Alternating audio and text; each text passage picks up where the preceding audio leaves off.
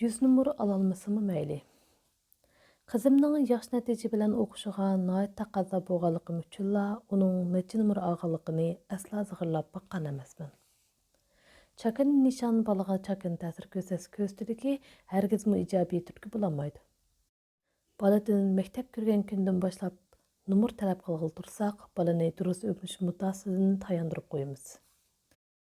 Bunun bilan bala nəzər dairəsi tar, burnuning uchini ko'radigan kalti pamlardan bo'lib qoladi. Bu hol oxiri berib, uning o'g'nish qizg'inligini sustlashtirib, imtihon natijasini tushirib Ma'lum bir boshlang'ich maktabning darvozasi oldida mundaq bir ishni ko'rgan edim. Bir qiz darvozadan yugurib chiqib opasiga: "Apa, men shu matematikadan 98 numar oldim", dedi hayajon bilan. Qizning opasi baladan shu sinfdagi ma'lum bir bolaning 100 numar olganligini anglagan hamon bolaning ko'zlariga mixdek tikildi. "Xahning bolasi 100 numar olibdi, sen ajab olamapsın?" Apasının gepidən bayqı xoşallıqları alaqayaqlarga uçqan qızcaq lassıda bo'lib qoldi.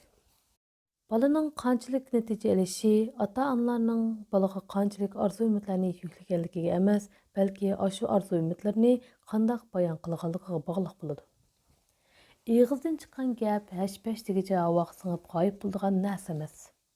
Shunga balaga og'izga kelganning hammasini chaynamay davamigulik. Chunki ota-onaning gapi bolaning qalbida cho'nqur ta'sir qoldirdi. Yana kelib bu ta'sir yaxshi bo'lsa bolaning qalbini avondirdi. Yomon bo'lsa jarohat paydo qiladi. Do'stimning uyida bolasini agashtirib kelgan bir ayol bilan uchrashib qoldim. Bolasi boshlang'ich maktabning 2-yilligida o'qiydigan bu ayol men maktab darvozasi oldida uchratgan heliq ayolga qaraganda xushbichim ko'rinadi. Do'stim bilan u ayol bolalarning ta'tili qo'yib berilgan bo'rilmaganligi, mavsumlik imtihonda necha numar olganligi degandeklar haqida parangni boshladi. Til adabiyot 98, matematika 99 numar olibdi, dedi u ayol iftixorlik bilan. Barakallah yigit, bak yaxshi o'qibsiz-jumu, deyishdik biz u ayolning bolasiga tangla. Heliq ayol bu gapni anglab xo'shalligidan ko'zlari chaqnab ketdi-yu, bolasiga savolliq qaradi. Qarag'ina haftinga, boshqalarning bolalaridek darslarning hammasida 100 numar olib, ondan po'chilik qila. Qarag'anda bu ayol boyagi gaplarni bizga kamtarlik yusidan deb qo'yotdi. Undaq degani bilan bolasidan rozi ekanligi chiqib turadi. Opasining bu gaplariga tan bermagan bola uningga qarab chiroyini purishtirib qo'yib, o'yniga chiqib ketdi. Nurg'un ota-ona mayli rostdan desin yoki og'zining uchida deb qo'ysin, bolaning imtihon natijasi haqida mana shundoq savollarni sodir qilib turadi. Men uchratgan yuqorqi ishki ayolning balaga gap qilgan chog'dagi urani va muddaosi farqlansimi, ularning gapidan bala 100 numar olsa ota-ona qanotlandi degan yushuri ma'no chiqib turadi. Qisqasi, ota-onalardagi bu xil ideya bolalarni numar uchun o'qiydigan qilib qo'ydi. Buning bilan bala bara-bara o'rganish nishonidan adashib qoladi. Bo'libmi maktab darvozasi oldida uchratgan heliq ayolning gaplari balani shuhratparastlar emas, hatto hasadxo'r qilib yetadi. Balalar bog'chisini o'siniga ortib maktab darvozasidan tunji otlaganda xo'shalliqdan beshi ko'k yetadi. Ammo uzoq o'tmayla azob ichida ingrashga boshlaydi. Chunki oyoq chiqmas topshiriq ularning yelkasidan tog'dek bossa, imtihon numri xuddi daryodek ularning oldin to'siydi. Bo'libmi boshqa bolalardek obdan numr ololmay qolgan yoki olgan numridan o'zi rozi bo'lsa-mu, ota-onasining kutgan yeridan chiqolmagan bolalar ma'yuslik ichida tadrijiy ishonchisini yo'qotib qo'ydi. Bolasini tunji qatam maktabga borgan nurg'un ota-ona bolaning yangi yaxshi turmushga moslashib, o'rganishda ishonch va yaxshi odatni shakllantirishiga qanday yordam berib bo'lganligini kitob va boshqalardan o'rganmay turibmi bilib bo'ladi. Ammo ular boladagi o'rganish natijasining yaxshi yoki nachar bo'lib chiqishini tavqadan do kutgandek passiv holat kutadi. Yana bir qism ota-onalar o'zicha bolalarga obdan o'qigan bola 100 numar oladi deb qarg'ularcha besim qiladi. Mundaq bir boshlang'ich maktab muallimini uchratganman. Uning o'g'li nihoyat aqlli ekan. Shunga u o'zi ishlayotgan maktabni yaratmay, bolasini eng dongli yotoqli maktabga olib beribdi. U imtihon natijasining yuqorligi bilan dong chiqargan bu maktabda bolalar birinchi yildan boshlab haftada bir qatim imtihon beradi ekan. U muallim har juma kuni bolasini kelib borganda oldi bilan bolasidan shu haftalik imtihon natijasini so'rab, til adabiyoti qancha numar olding, matematikadan necha bola 100 numar oldi deydi ekan. Onun oğlu ögünüşdə hər halda xəli yaxşı ikən amma imtihanның u yer bu yerlərdə ketkizib qoyub bir qatimmo 100 numara alamaptı. O ayol balını ilhamlandırışını bildiğen boğaşqa oğluğa "Kerek yo'q balam, 90 numara almaqmı asan emas. Bu qatim 100 numara elishga tirishsanglar bo'ldi" deb turadigan.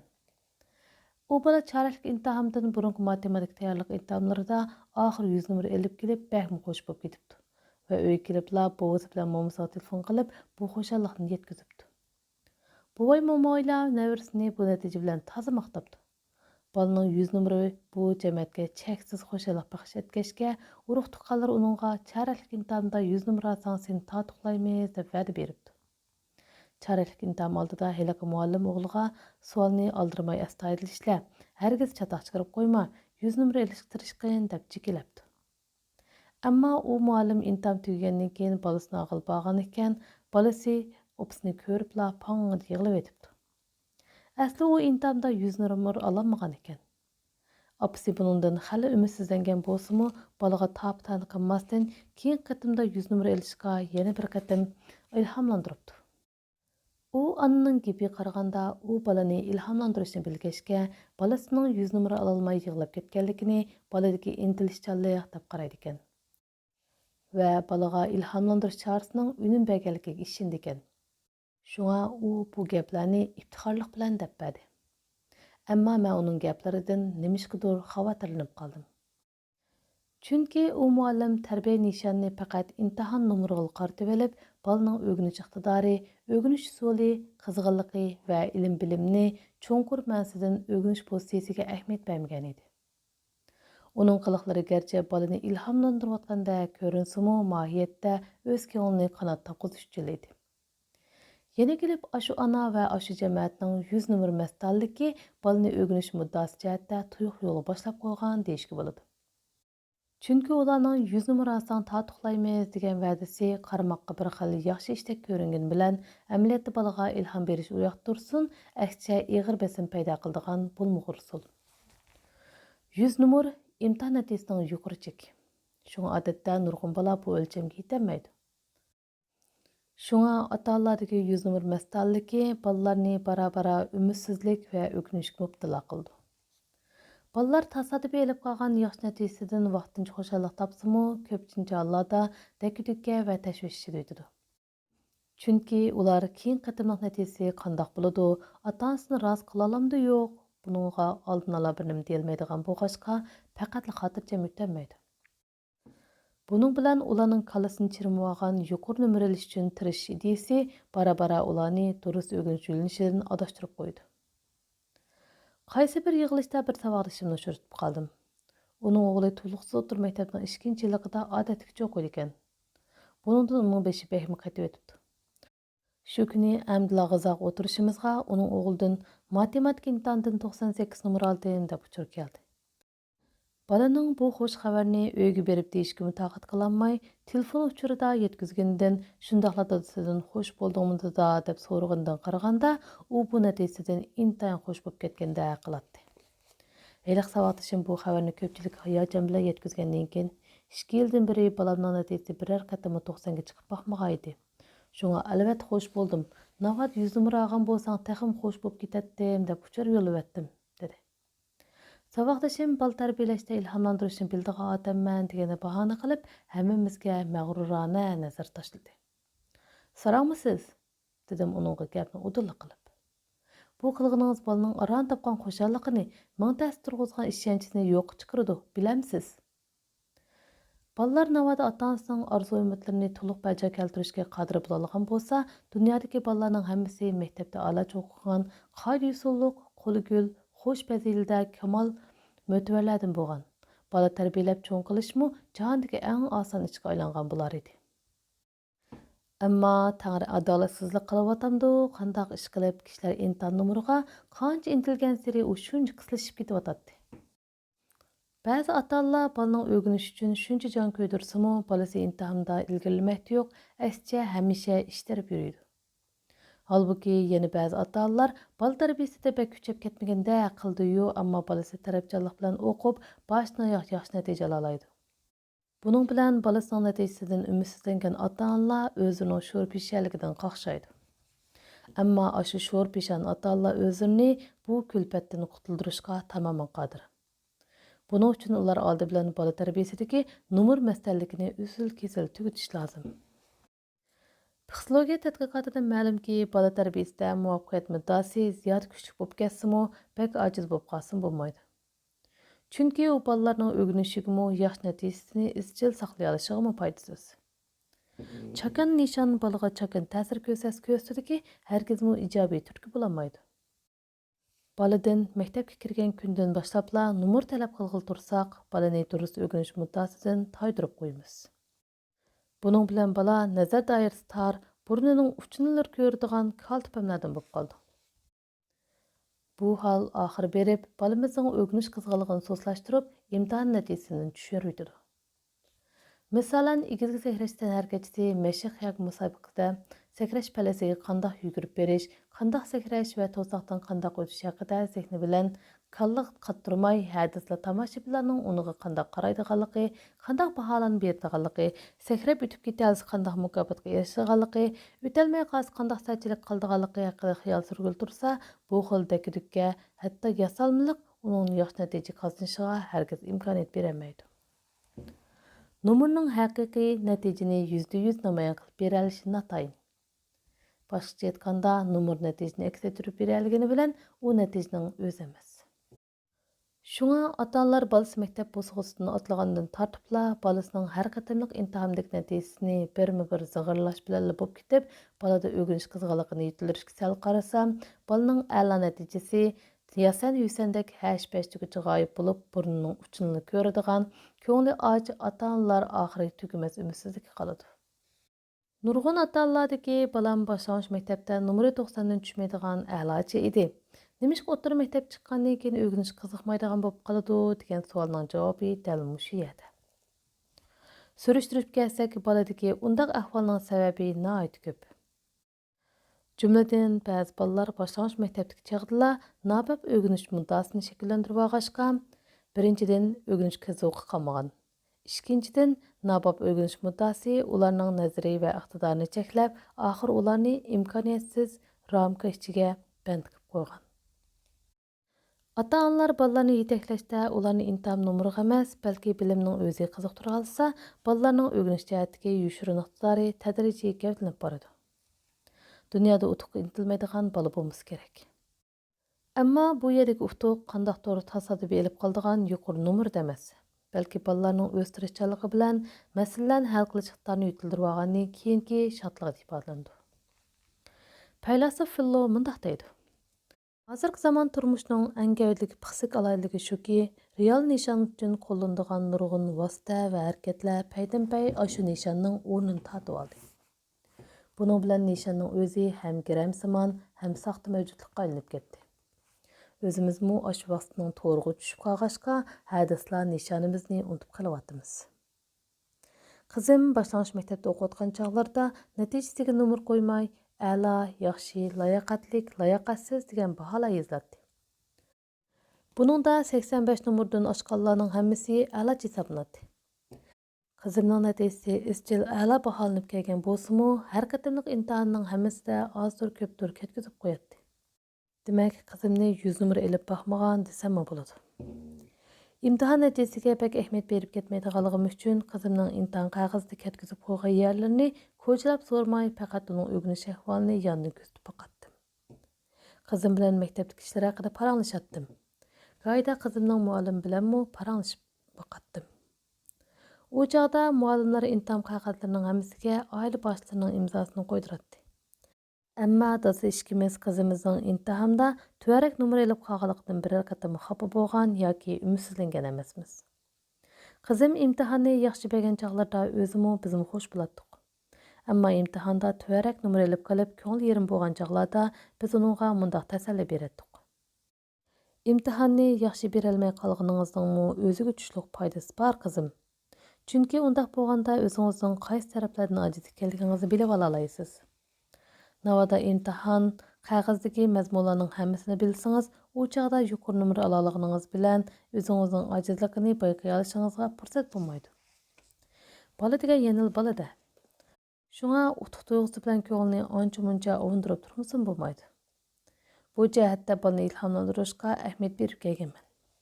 Masalan, qizim bir ay imtihanda 85 numara olgan bo'lsam, imtihon qog'ozini o'ziga qayta bir tekshirtkizib, tuzatkizatdim. Qayta tuzatishda 9 numarlik bir savolni to'g'ri ishlab, qolgan 6 numarlik savolni ishlayolmagan bo'lsa, uning qog'oziga imtihon numerining yon tarafiga avvalgi numeriga to'g'ri tuzatgan savolning numerini qo'shib 94 deb yozib, "Mana natijangiz 94 bo'ldi qizim" deb qo'yatdim. Buning bilan qizim heliqa 6 numarlik savolning shu vaqtning o'zida qayta tuzatdi yoki ertasi muallimdan so'rab to'g'rilaydi. Ishqilib qizim o savolni qachon to'g'rilab chiqsa shu chog'da 94 degan numarni o'chirib etib 100 numarga deb yozib qo'yatdim. Navoda muallim imtihon qog'ozini yig'ib olgan bo'lsa, uningga tu'nilgunki 94 numarining 100 ga o'zgarganligini eg'izoga uqtiratdim. Har qanday imtihon qog'ozini bir qatam qayta ishlab chiqsa, keyingi imtihon natijasi avvalgisidan yaxshi bo'ldi albatta. Bola buningdan jarayon bilan natijaning munosabatini payqab yetalaydi. Ishqilib qizim mening bu usulimdan xato ketgan biror javobni to'g'ri tuzata olsa, texim yaxshi natijaga erishgil bo'ldi ekan, imtihonda ketkizib qo'ygan yerlarni olib qo'ymay to'g'rilashni o'rganib olsa, har qatimliq imtihonning eng yaxshi natijasi 100 numar bo'ldi ekan degan qoidani bilib oldi.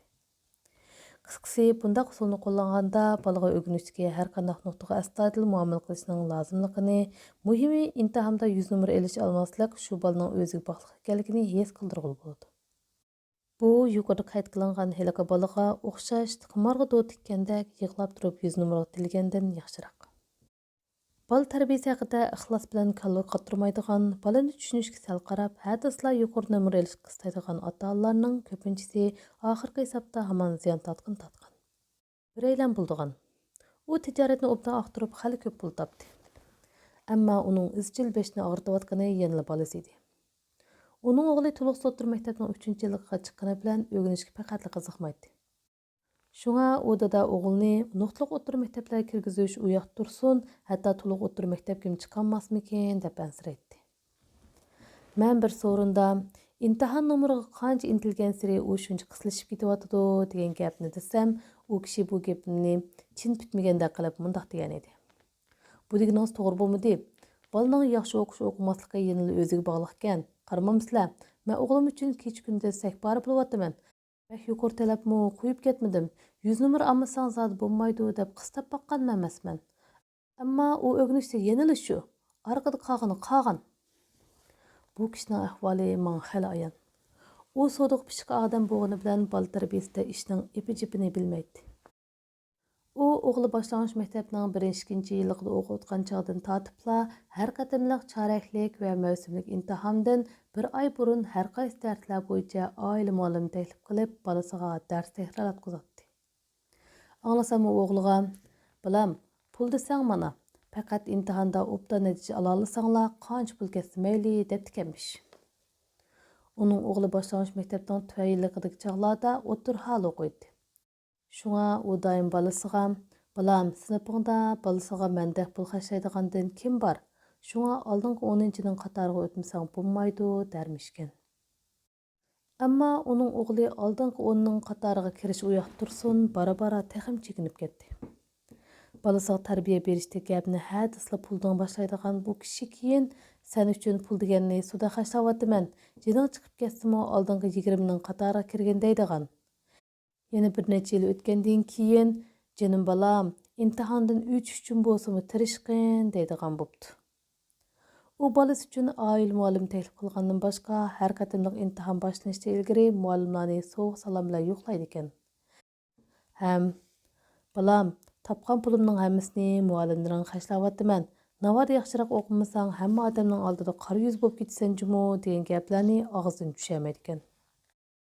Bu ziyrak savdogar har qanday ishni o'zining savdo qonuniga soladigan bo'lg'achqa, pul bo'lsa jangalda sho'rpa deb qaraydigan o'xshaydi. Qisqasi selishtirib boqadigan bo'lsak, bu savdogardagi nabob tunishning bolaga keltirgan psixikalik salbiyligini yuqorida gapi qilingan 100 numar mas'ullarnikidanmi eg'ir bo'lganligini jazm qila olamiz.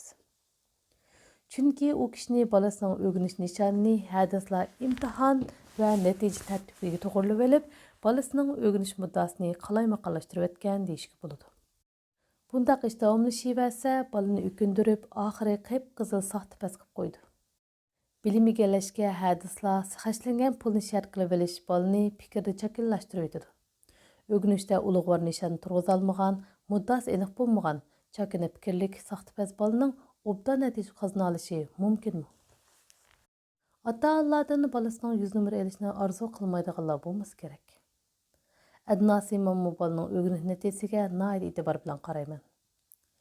Ammo balaning yaxshi natija bilan o'qishiga intizor bo'lganligim uchunla uningga nomer shart qo'yib boqqan emasman. Chunki baladaga o'ginishda nomer shart qo'yib olishning foydasidan ziyni jiq. Shunga menimcha balada aqliy energiyani cho'g'lash, ya'ni bilim ishtiyoqi, izlanish ro'yi, savol qo'yish va javobni izlash qizg'inligi, yaxshi o'ginish usuli, eg'ir besiq ro'yi holat va qaytmas iroda yetildirishga alohida ahamiyat berish lozim. Chunki bular balaning natijasini ko'tarib, imtihon o'tuqlarini belgilaydigan xalqliq shart. Balalarning izzat obro'yini qo'g'dash va uzg'unlikqa intilishi tug'ma bo'ladi. Şun ular məktəb kirgəndən keyin ata-anası quluq qoyub yürmüsümü, ularda imtahan numeri və nəticə tərtibiga intilişi təbii gavdlandı. İmtahanlarda ən yaxşı nəticə qazanışqa bütün gücü bilan intildi. Şuna ata-analar hədislər numur yoki nəticə tərtibiga silib elib, çapıqını alaman deb ko'zni qarg'a qıptı degəndək, balaning o'ginishigə ta'sir yetkazib qo'ymaydi. Balalar ularning o'ginishiga tutgan pozitsiyamizdan o'ginish, imtihon numeri va yoki boshqalar bilan bahslashish uchun emas, balki o'z uchundir degan zakonni tunib yetsin. Durust. Balaning 100 nomer olishni orzu qilaman, ammo uningdan 100 nomer deb talab qilmayman. Chunki quloqqa rostila g'alati olindi. Holbuki bu sinoqdan o'tgan mustahkam qonuniyat.